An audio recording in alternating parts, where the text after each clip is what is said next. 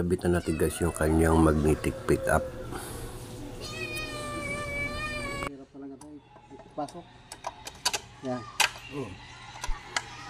Kabitan natin yung impeller sa actuator.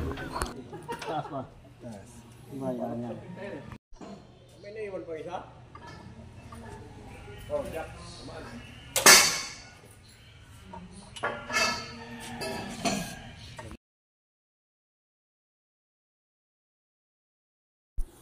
Lagay na natin yung positive wire ng starter mga lodi.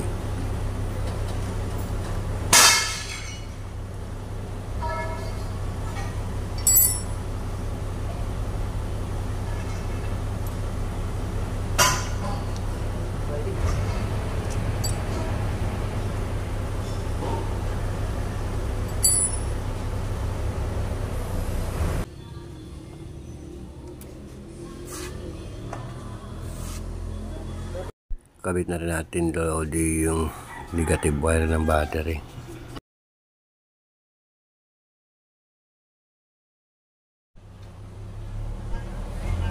Yan yung fuse ng ating actuator mga lodi.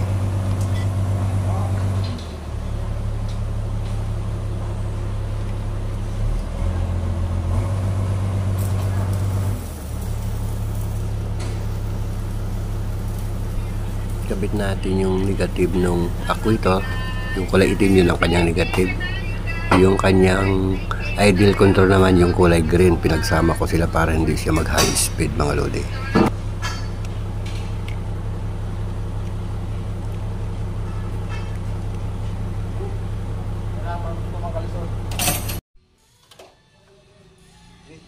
Positive yung red wire na yan mga lodi. Yan yung supply ng ating GAC actuator.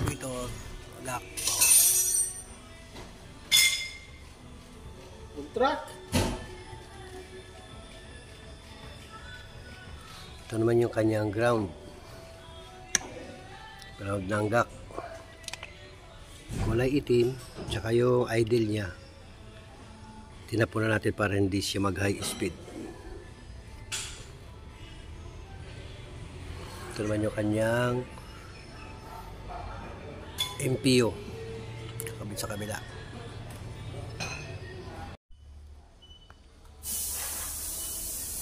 For break in lang ito mga lodi, naka low idle.